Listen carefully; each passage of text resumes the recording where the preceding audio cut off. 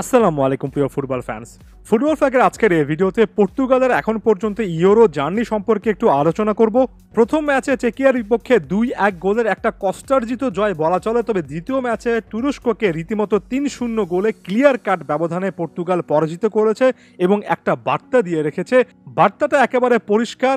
বিভিন্ন প্ল্যাটফর্মে দেখেছি বিশেষজ্ঞ সাংবাদিক, বিশেষজ্ঞ ফুটবল বিশ্লেষকরা কিন্তু এই জিনিসটা নিয়ে আলোচনা করেছেন।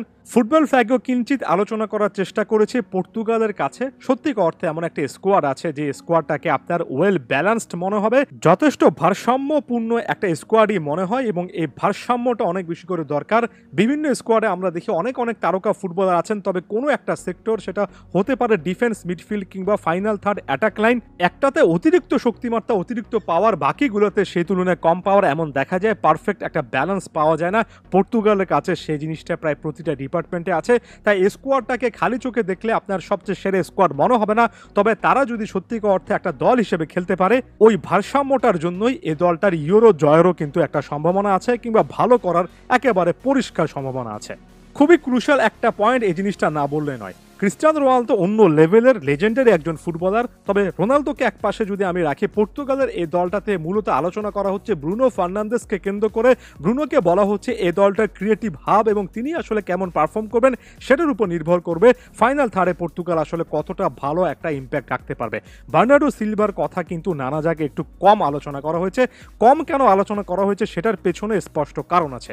বার্নার্ডো সিলভা ক্লাব ফুটবলে খুবই ভালো মানের একজন পারফর্মার, তবে জাতীয় দলে এর আগে যদি আপনি তার বিশ্বকাপ কিংবা ইউরোর পারফরমেন্সটা দেখেন, সম্ভবত এই ম্যাচটার আগে 14টা ম্যাচে তার কিন্তু বিশ্বকাপ এবং ইউরোতে কোনো গোল কিংবা অ্যাসিস্ট ছিল না। খুবই অবাক করা একটা স্ট্যাটস ছিল, সেই জিনিসটা কিন্তু বার্নার্ডো সিলভা ভেঙেছেন।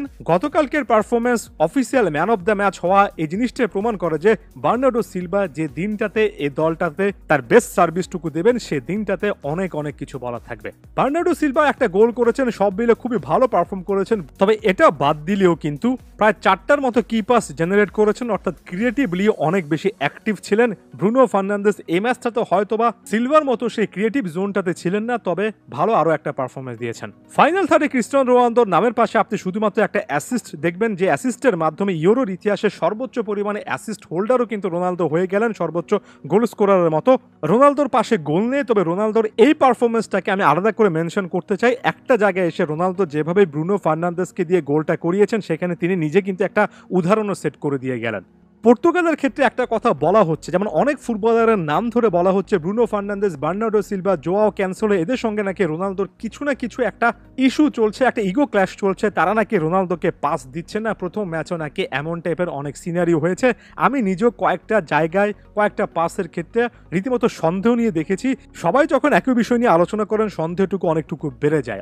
অনেক ভালো প্লেয়ার, পর্তুগালের বিগ প্লেয়ার, তারা কি রোনালদোকে একাদশে চান না? এমন একটা বিষয় নিয়ে যখন তর্ক বিতর্ক চলছে, তখন রোনালদো ব্রুনো ফার্নান্দেসকে যেভাবে বলটা দিয়ে দিলেন এবং ফার্নান্দেসকে দিয়ে একটা গোল করালেন, রোনালদো নিজে কিন্তু একটা এক্সাম্পল সেট করেছেন। দেখুন, আপনি বাস্তব জীবনে হয়তোবা রোনালদোর ফ্যান নাও হতে পারেন, এমন টাইপের সিচুয়েশনে রোনালদো নিজেই গোল করতে যান, কিন্তু এদিন কিন্তু যাননি, একেবারে নিঃস্বার্থভাবে ব্রুনোকে দিয়ে গোল করিয়েছেন। তাই আমি একেবারে পরিষ্কারভাবে বলতে চাই, যখন একটা দলে একটা ইস্যু নিয়ে, সেলফলেস খেলা নিয়ে তর্ক বিতর্ক চলছে, আলোচনা চলছে, তখন ওই নিঃস্বার্থ সেলফলেস খেলার একটা কিন্তু উদাহরণ এই রোনালদোই সেট করলেন। যাকে নিয়ে এত আলোচনা সমালোচনা, তিনি নিজেই কিন্তু উদাহরণ দিয়ে দেখিয়ে দিলেন যে আসলে দলের জন্য কিভাবে খেলতে হয়। তাই একটা কথা আমি সবসময় বলি, দিন শেষে পর্তুগাল থেকে রোনালদো এবং রোনালদো থেকে পর্তুগাল আপনি আলাদা করতেই পারবেন না, ব্যাপারটা সম্ভব না।